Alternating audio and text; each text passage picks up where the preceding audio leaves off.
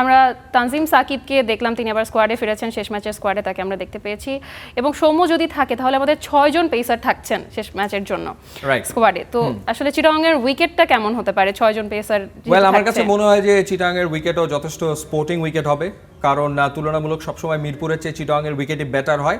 আর তানজিম সাকিবকে নেওয়ার কারণ হচ্ছে রোটেশন পলিসি, অর্থাৎ যেহেতু তীব্র গরমে খেলা হচ্ছে এবং এখানে আসলে ফাস্ট বোলারদের ফিট থাকাটা খুব একটা সহজ না, ভেরি ডিফিকাল্ট।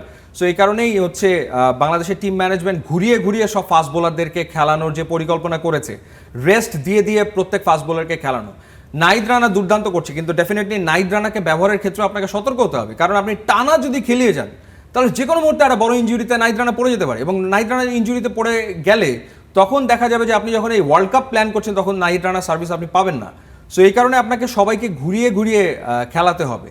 সো এই কারণে তানজিম সাকিবও বাংলাদেশের রেগুলার প্লেয়ার, রেগুলারই সে আসলে খেলছে, খেলার ভেতরেই আসলে আছে। সো রোটেশন পলিসির কারণেই মূলত তাকে আসলে নেওয়া হয়েছে। আর সৌম্য সরকারকে আসলে অলরাউন্ডার রোলেই মূলত টিম ম্যানেজমেন্ট চিন্তা করছে, বা টপ অর্ডারে সৌম্য সরকার থাকবে, পাশাপাশি হয়তো বোলিংয়ের ক্ষেত্রে 4 ওভার 5 ওভারের একটা সাপোর্ট সৌম্য সরকার দিয়ে দেবে। But he is not a regular bowler, সে মূলত রেগুলার বোলার না, ব্যাকআপ বোলার হিসাবে হয়তো 4-5 ওভারে সাপোর্ট দেবে। সো সেই ক্ষেত্রে Tanzim Sakib is a proper fast bowler, এবং এই রোটেশন পলিসির কারণেই মূলত তাকে ধরে নেওয়া হয়েছে। আমরা মোসাদ্দেককে দেখতে পাইনি স্কোয়াডে, কিন্তু তাকে নিয়ে একটা গুঞ্জন ছিল যে তিনি হয়তো বা স্কোয়াডে আসতে পারেন। তো মোসাদ্দেক কি আসলেই ডিজার্ভ করেন কিনা স্কোয়াডে থাকাটা? ফিনিশার নিয়ে অনেক কথা হচ্ছে এই টিমে এই মুহূর্তে। ক্রাইসিসের যে কয়টা জায়গা তার ভিতরে একটা হচ্ছে ফিনিশিংটা কে টানবে।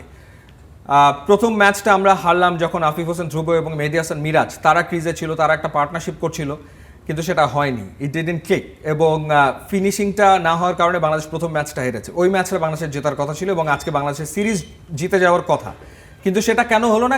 হয়নি বিকজ অফ এই যে ফিনিশার না থাকার কারণে। মোসাদ্দেকের নাম আসছে মূলত এই কারণেই। এখন এই জায়গাটাতে গত ধরেন 2 বছরে আমরা দেখেছি অনেকেই, শামীম হোসেন পাটোয়ারি, তাকে টিম ম্যানেজমেন্ট ট্রাই করেছে একটা লম্বা সময় ধরে। মোসাদ্দেক হোসেন সৈকতের কথাও চিন্তা করা হয়েছে অনেকবার, কিন্তু মেহেদী হাসান মিরাজ এবং মোসাদ্দেক হোসেন সৈকত একই ধাঁচের ক্রিকেটার, বোলিংটাও একই রকমই করেন, ব্যাটিংটাও তারা একই পজিশনে করবেন। সো একই ধাঁচে দুজন ক্রিকেটারকে প্লেইং 11-এ রাখাটা ভেরি ভেরি ভেরি ডিফিকাল্ট। আপনি যদি টিম কম্বিনেশন দেখেন, আপনি কিন্তু লেফট আর্ম স্পিনার খেলাতে পারছেন না, কারণ রিশাদকে আপনার খেলাতে হচ্ছে। আপনি 3 জন ফাস্ট বোলার নিয়ে খেলছেন, এরপরে রিশাদ খেলছে, এরপরে মেহেদী হাসান মিরাজ। সো এই হচ্ছে আপনার 5 জন বোলার। সো লেফট আর্ম স্পিনারই আপনি ইউজ করতে পারছেন না, সেখানে একই মানের একই রকমের আরেকজন ক্রিকেটারকে আপনি প্লেইং 11-এ কেমন করে আসলে তাকে সুযোগ দেবেন? সেই সুযোগটা দেওয়ার আসলে সুযোগ নাই। সো মোসাদ্দেক নিয়ে যতই কথা হোক না কেন, সো মেহেদী হাসান মিরাজ যখন রয়েছেন, সো মেহেদী হাসান মিরাজ থাকতে মেহেদী হাসান মিরাজই আসলে খেলবেন, and he is the captain of the team. সুতরাং আমার মনে হয় যে মোসাদ্দেক হোসেন সৈকতকে আসলে অপেক্ষায় থাকতে হবে আরও কিছুটা সময় আর কি, বা যদি সে এক্সট্রা অর্ডিনারি পারফর্ম করে ডোমেস্টিক সার্কিটে, অ্যাবসোলুটলি এক্সট্রা অর্ডিনারি, তখন হয়তো তাকে বিবেচনা করা হতে পারে, তার আগে মনে হয় না। আফিফকে নিয়ে বেশ সমালোচনা হচ্ছিল এবং আজকে তিনি একাদশেও ছিলেন না। আফিফকে নিয়ে আসলে কি মনে করেন আপনি, তিনি কি আসলে আরেকটা চান্স ডিজার্ভ করতেন কিনা? চান্স তো সে পেয়েছেই, মানে মাঝখানে তো আফিফ হোসেন ধ্রুব দলে ছিল না লম্বা সময়, এবং সেই সময়টাতেই তো আসলে বাংলাদেশ টিম কি করেছে। ধরেন শামীম পাটোয়ারির কথা বললাম, এরপরে জাকের আলী অনিক, নুরুল হাসান সোহান, মূলত টি-20-তে তাদের ট্রাই করা হয়েছে, বাট ওয়ানডেতেও চেষ্টা করে দেখা হয়েছে যে ফিনিশার রোলে কাউকে আসলে পাওয়া যায় কিনা, ঘুরিয়ে ফিরিয়ে রোটেট করে তাদেরকে খেলানো হয়েছে। রেজাল্ট যখন আপনি পাননি তখন কি করেছেন, আবার আফিফ হোসেন ধ্রুবকে ব্যাক করিয়েছেন একটা লম্বা সময় পরে। বাট আনফর্চুনেটলি আফিফ হোসেন ধ্রুব আসলে যে মানের ট্যালেন্ট বা তার যে প্রতিভা, সেই প্রতিভাটা তিনি আসলে মাঠে এটাকে পারফরমেন্সে রূপান্তরিত করতে পারছেন না।